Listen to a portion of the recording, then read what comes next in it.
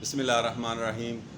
मैं Riaz Ahmad Rajput channel welfare for humanity के साथ हाज़िर हूँ। गुज़िश्ता दिनों की बात है कि मेरे चेहरे जो है, मैं सुबह की नमाज़ के लिए जो है मैं वो उठता हूँ, तो सुबह की नमाज़ के लिए जागते हुए मेरी आँखों के सामने जो है, यानी आँखें बंद हैं, जाग रहा हूँ, तो मेरी आँखों के सामने यासीन मलिक का चेहरा आ गया। तो मैं इस पे बड़ा तज्जुब हुआ, मुझे ये क्या मामला है कि मेरे चेहरे के सामने, मेरी आंखों के सामने जो है वो यासीन मलिक का चेहरा सामने आया। तो ये अभी गुज़िश्ता दिनों मिशाल मलिक जो उनकी बीवी है, वो मिन्नतें कर रही, हाथ जोड़ रही है और वो कह रही थी मेरे खामद को बचा लो। तो इंडिया ने उनको सज़ा दे दी है, और भी कोई हरियत रहनुमा जैसे हरियत पसंदों को उन्होंने किसी को फांसी दी है, किसी को शहीद किया है। तो मुझे वो फ़ौरन अपना याद आ गया जो मेरे आंखों के सामने यासीन मलिक का सुबह की नमाज के लिए जब उठने लगा था, तो मेरी आंखें बंद थी, तो मेरी आंखों के सामने जब यासीन मलिक का चेहरा आया तो मुझे वो याद आ गया जब वो हाथ जोड़ के मिन्नतें कर रही थी, ए पाकिस्तान के हुक्मरानों, आप ए पाकिस्तानियों, जो आपका पाकिस्तान सब्ज़ो शदाब है, तो इस कश्मीर से आने वाले जो दरिया है उनमें हमारा खून है।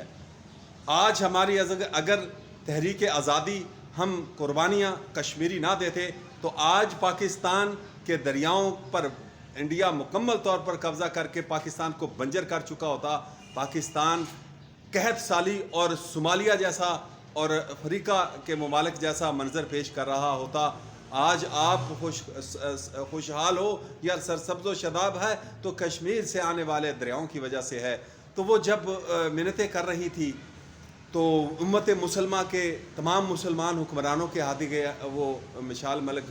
यासीन मलिक की बीवी हाथ जोड़ रही थी। तो मैंने कहा एक मैसेज दे दूं, मैं इन तमाम पाकिस्तान के हुक्मरानों को छोड़ को निकाल के मैं आवाम को एक मैसेज देना चाहता हूँ, पाकिस्तान की आवाम को, कि आप मुजरिम हो और आपके जुर्म की सज़ा ए पाकिस्तानियों आपको मिलने वाली है। आपने ऐसे हुक्मरान लाए, कुदरती तौर पर अगर कुछ लोग आए हैं जिन्होंने, ये नहीं मैं कहता सबको एक जैसे, लेकिन मुसलसल जो मुस्लिम लीग, पीपल्स पार्टी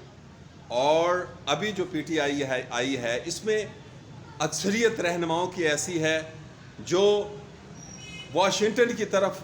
देखते थे, वो काबा की तरफ नहीं देखते थे, वो रब्बे काबा की तरफ नहीं देखते थे, वो वाशिंगटन की तरफ देखते हैं। किसी ने अपना काबा जो है वो खाना किबला काबा रूस को बनाया, तो किसी ने वाशिंगटन अमेरिका को बनाया। तो ऐसे हुक्मरान हमारे ऊपर मुसल्लत हुए जिन्होंने कभी जो है वो रब्बे काबा की तरफ नहीं देखा। रब्बे काबा की कसम, मैं एक चीज़ आपको बता दूं कि अगर हम इस वक्त अब कोई अहम कदम नहीं उठाते,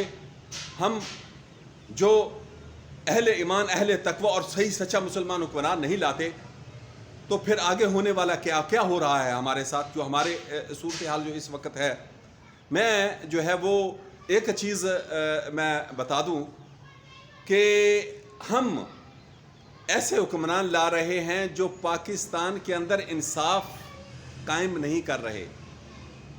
यहाँ की आवाम हाथ जोड़ जोड़ कर मिन्नतें करती है और इंसाफ उन्हें नहीं मिलता। यहाँ अंग्रेज़ के ग़ुलामों की ग़ुलामी करने वाले आदी हो चुके हैं, इस सिस्टम के आदी हो चुके हैं, और अब अल्लाह का जो है वो कहर नज़र आ रहा है। कुफर किस तरह चारों तरफ से घेरे में ले रहा है, हमारे जिस तरह दरियाओं के पानी के पास कब्ज़ा किया जा रहा है, दरिया उनके कंट्रोल में चले गए। हमारे किस तरह हमारे अंदर जो है वो ऐसे हुक्मरान जो लंदन में बैठकर हमारे फ़ैसले करते हैं, ऐसे लोग हमारे ऊपर मसल्लत हो गए। तो ये सूरत हाल जो है, मैं एक जो है जज्बा, मजहबी जज्बा दिखाता हूँ आपको कि हमारे लोगों के अंदर मजहबी जज्बा क्या है, कि जब यूक्रेन ने ऐलान किया, यूक्रेन ने نیٹو فورسز میں اعلان کیا، اس کی تباہی ہو گئی، لیکن ساتھ ہی فن لینڈ اور سویڈن نے، جن کو پتہ تھا، وہ دیکھ رہے تھے، لیکن انہیں جذبہ، مذہبی جذبہ، انہوں نے کہا دیکھا کہ ہمارے لوگوں کو، ہمارے عیسائی بھائی جو ہیں ان کو کس طرح بے دردی سے مارا جا رہا ہے، تو وہاں سویڈن والوں نے اپنے جذبہ کیا کہ ہم بھی اس قربانی سے پیچھے نہیں ہٹیں گے، ہم بھی نیٹو فورسز میں داخل ہوتے ہیں۔ تو انہوں نے روس کو، حالانکہ پتہ تھا کہ روس ہمارے اوپر بھی یہی مزائل جو اس کی تباہی کر رہا ہے، سویڈن کو پتہ تھا، فن لینڈ کو پتہ تھا، یہ ان ممالک کے پتہ ہے، لیکن اس کے باوجود پولینڈ نے جو ہے وہ ان کو اسلحہ دے رہا ہے، ان کے جو ہے بڑھ چڑھ کر آگے بڑھ رہا ہے۔ تو میں ان اکثر جو انہوں نے ہمارے پاکستان کے عوام کا بھی یہ حال کر دیا ہے کہ ڈرایا جاتا ہے، جنگ سے ڈرایا جاتا ہے کہ ہم کیا اب جنگ لگا دیں، تباہی ہو جائے گی، یہ ہو جائے گا، وہ ہو جائے گا۔ اور جو آنے والے وقت میں جس طرح جو ہے، یہ تو اللہ نے بچا لیا، جس طرح افغانستان میں پوری نیٹو فورسز، امریکہ، انڈیا اور پورے یہودی اتنی قوتیں جو ہے وہ اکٹھی ہو کر پاکستان پر حملہ کرنے لگی تھی، تو یہ تو افغان قوم کی وجہ سے ہم بچ گئے،